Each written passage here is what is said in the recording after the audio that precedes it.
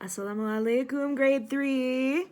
Some of you have expressed interest in reading Harry Potter, and I know not all of you have a copy of the book. So I thought I would make a video of myself reading the first chapter of Harry Potter and the Sorcerer's Stone, which I'm going to read from my iPad. I hope you enjoy, and if you are interested, give me a like, and I will continue with the next chapter.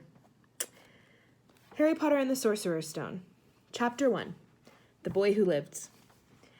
Mr. and Mrs. Dursley of number 4 Privet Drive were proud to say that they were perfectly normal, thank you very much. They were the last people you'd expect to be involved in anything strange or mysterious, because they just didn't hold with such nonsense. Mr. Dursley was the director of a firm called Grunnings, which made drills. He was a big, beefy man with hardly any neck, although he did have a very large mustache. Mrs. Dursley was thin and blonde and had nearly twice the usual amount of neck, which came in very useful, as she spent so much of her time craning over garden fences, spying on the neighbors. The Dursleys had a small son called Dudley, and in their opinion, there was no finer boy anywhere. The Dursleys had everything they wanted, but they also had a secret, and their greatest fear was that somebody would discover it. They didn't think they could bear it if anyone found out about the Potters. Mrs. Potter was Mrs. Dursley's sister, but they hadn't met for several years. In fact, Mrs. Dursley pretended she didn't have a sister, because her sister and her good-for-nothing husband were as un-Dursleyish as it was possible to be. The Dursleys shuddered to think what the neighbors would say if the Potters arrived on the street. The Dursleys knew that the Potters had a small son, too, but they had never even seen him. This boy was another good reason for keeping the Potters away. They didn't want Dudley mixing with a child like that.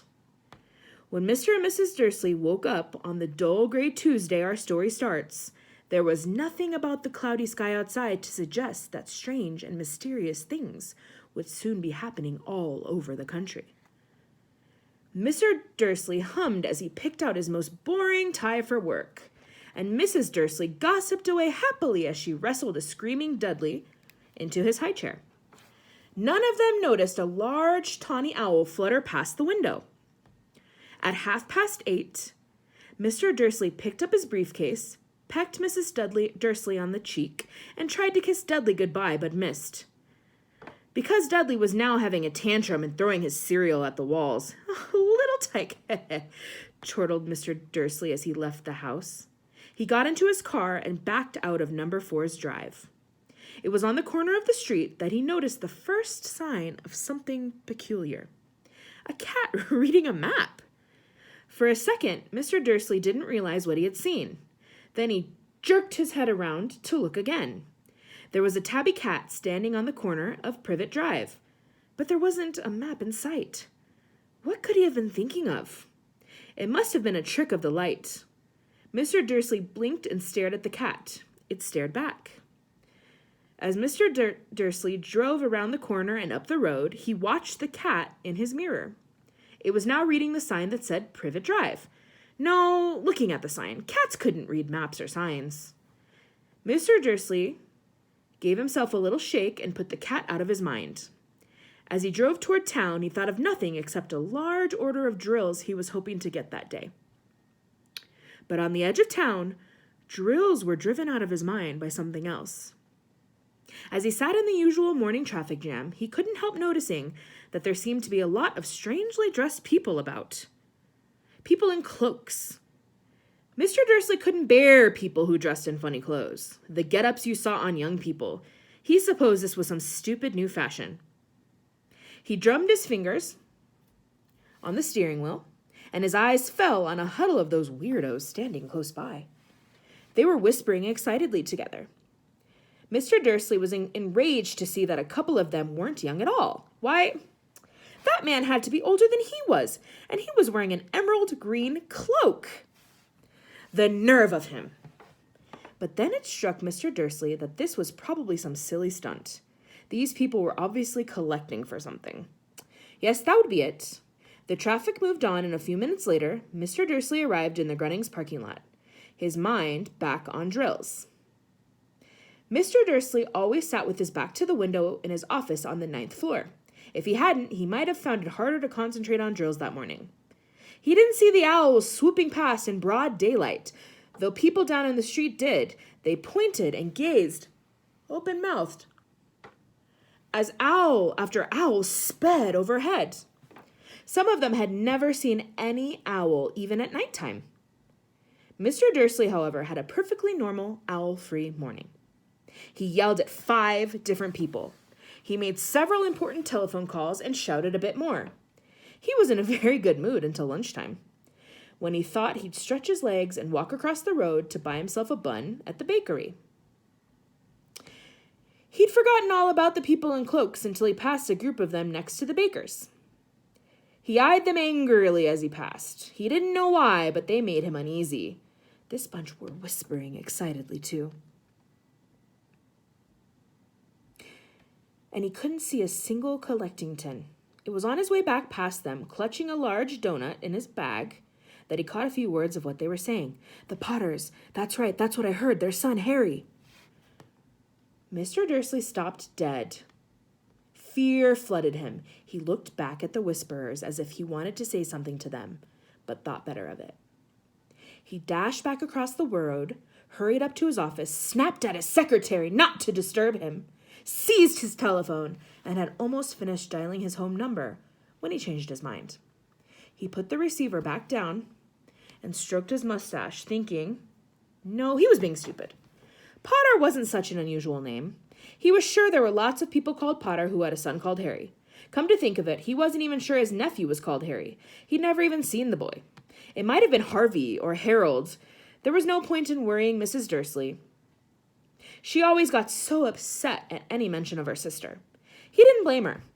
If he had had a sister like that, but all of the same, those people in cloaks. He found it a lot harder to concentrate on drills that afternoon, and when he left the building at 5 o'clock, he was still so worried that he walked straight into someone just outside the door. Sorry, he grunted, as the tiny old man stumbled and almost fell. It was a few seconds before Mr. Dursley realized that the man was wearing a violet cloak. He didn't seem at all upset at being almost knocked to the ground. On the contrary, his face split into a wide smile, and he said in a squeaky voice that made passersby stare, "Don't be sorry, my dear sir, for nothing could upset me today. Rejoice, for you know who has gone at last. Even muggles like yourself should be celebrating this happy, happy day." And the old man hugged Mr. Dursley around the middle and walked off. Mr. Dursley stood rooted to the spot. He had been hugged by a complete stranger. He also thought he had been called a muggle. Whatever that was, he was rattled. He hurried to his car and set off for home, hoping he was imagining things, which he had never hoped before because he didn't approve of imagination. As he pulled into the driveway of number 4, the first thing he saw, and it didn't improve his mood, was the tabby cat he'd spotted that morning. It was now sitting on his garden wall. He was sure it was the same one. It had the same markings around its eyes. "Shoo!" said Mr. Dursley loudly. The cat didn't move. It just gave him a stern look. Was this normal cat behavior, Mr. Dursley wondered? Trying to pull himself together, he let himself into the house. He was still determined not to mention anything to his wife. Mrs. Dursley had a nice, normal day. She told him over dinner all about Mrs. Next Door's problems with her daughter and how Dudley had learned a new word, won't. Mr. Dursley tried to act like normally. When Dudley had been put to bed, he went into the living room in time to catch the last report on the evening news. And finally, bird watchers everywhere have reported that the nation's owls have been behaving very unusually today. Although owls normally hunt at night and are hardly ever seen in daylight, there have been hundreds of sightings of these birds flying in every direction since sunrise. Experts are unable to explain why the owls have suddenly changed their sleeping pattern. The newscaster allowed himself a grin. Most mysterious. And now over to Jim McMuffin with the weather. Going to be any more showers of owls tonight, Jim? Well, Ted, said the weatherman, I don't know about that, but it's not only the owls that have been acting odd today. Viewers as far apart as Kent, Yorkshire, and Dundee have been phoning in to tell me that instead of the rain I promised yesterday, they've had a downpour of shooting stars. Perhaps people have been celebrating bonfire night early. It's not until next week, folks, but I can promise a wet night tonight. Mr. Dursley sat frozen in his armchair. Shooting stars all over Britain? Owls flying by daylight? Mysterious people in cloaks all over the place? And a whisper about the Potters. Mrs. Dursley came into the living room carrying 2 cups of tea. It was no good. He'd have to say something to her. He cleared his throat nervously. Petunia, dear, you haven't heard from your sister lately, have you? As he had expected, Mrs. Dursley looked shocked and angry. After all, they normally pretended she didn't have a sister. No, she said sharply. Why? Funny stuff on the news, Mr. Dursley mumbled. Owls, shooting stars, and there were a lot of funny-looking people in town today. So? Snapped Mrs. Dursley. Well, I just thought maybe it was something to do with her crowd. Mrs. Dursley sipped her tea through pursed lips. Mr. Dursley wondered whether he dared tell her he'd heard the name Potter. He decided he didn't dare. Instead, he said as casually as he could, their son. He'd be about Dudley's age now, wouldn't he? I suppose so, said Mrs. Dursley stiffly. What's his name again? Howard, isn't it? Harry. Nasty common name, if you ask me. Oh, yes, said Mr. Dursley, his heart sinking horribly. Yes, I quite agree. He didn't say another word on the subject as they went upstairs to bed. While Mrs. Dursley was in the bathroom, Mr. Dursley crept to the bedroom window and peered down at the front gate. The cat was still there. It was staring down Privet Drive as though it were waiting for something. Was he imagining things? Could all this have anything to do with the Potters? If it did, if it got out that they were related to a pair of, he didn't think he could bear it. The Dursleys got into bed. Mrs. Dursley fell asleep quickly, but Mr. Dursley lay awake, turning it all over in his mind. His last comforting thought before he fell asleep was that even if the Potters were involved, there was no reason for them to come near him and Mrs. Dursley. The Potters knew very well that what he and Petunia thought about them and their kind. He couldn't see how he and Petunia could get mixed up in anything that might be going on. He yawned and turned over. It couldn't affect them. How very wrong he was. Mr. Dursley might have been drifting into an uneasy sleep, but the cat on the wall outside was showing no sign of sleepiness. It was sitting as still as a statue, its eyes fixed unblinkingly on the far corner of Privet Drive. It didn't so much as quiver when a car door slammed on the next street, nor when 2 owls swooped overhead. In fact, it was nearly midnight before the cat moved at all. A man appeared on the corner the cat had been watching, appeared so suddenly and silently you'd have thought he just popped out of the ground. The cat's tail twitched and its eyes narrowed. Nothing like this man had ever been seen on Privet Drive. He was tall, thin, and very old, judging by the silver of his hair and beard, which were both long enough to tuck into his belt. He was wearing long robes, a purple cloak that swept the ground, and high-heeled buckled boots. His blue eyes were light, bright, and sparkling behind half-moon spectacles, and his nose was very long and crooked, as though it had been broken at least twice. This man's name was Albus Dumbledore. Albus Dumbledore didn't seem to realize that he had just arrived in a street where everything from his name to his boots was unwelcome. He was busy rummaging in his cloak, looking for something, but he did seem to realize he was being watched, because he looked up suddenly at the cat, which was still staring at him from the other end of the street. For some reason, the sight of the cat seemed to amuse him. He chuckled and muttered, "I should have known." He found what he was looking for inside his pocket. It seemed to be a silver cigarette lighter. He flicked it open, held it up in the air, and clicked it. The nearest street light went out with a little pop. He clicked it again. The next lamp flickered into darkness.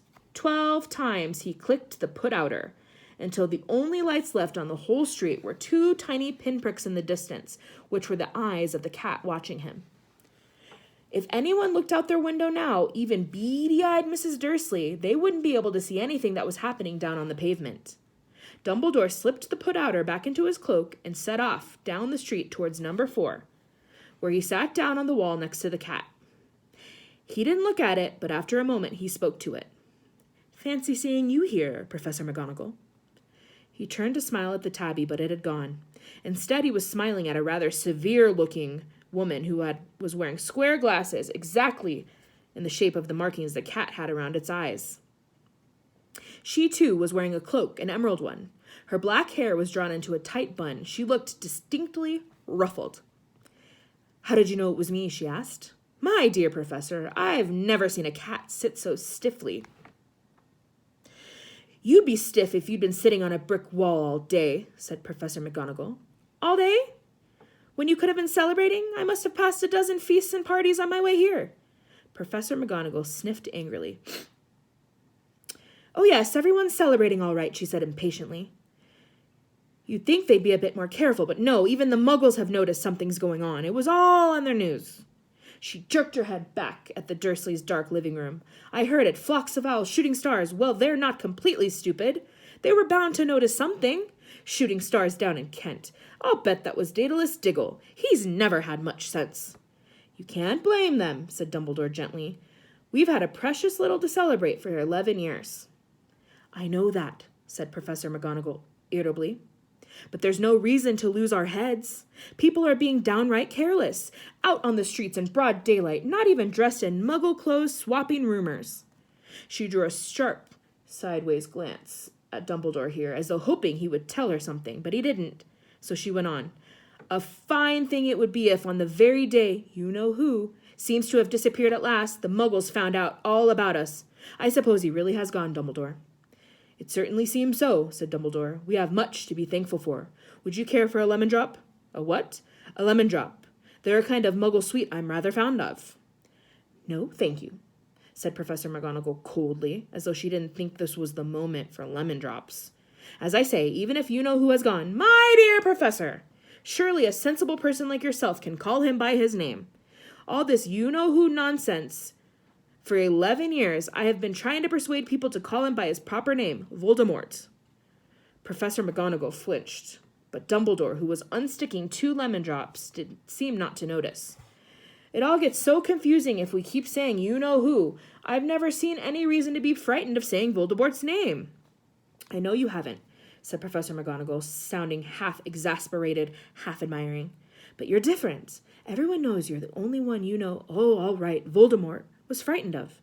You flatter me, said Dumbledore calmly. Voldemort had powers I will never have. Only because you're too, well, noble to use them.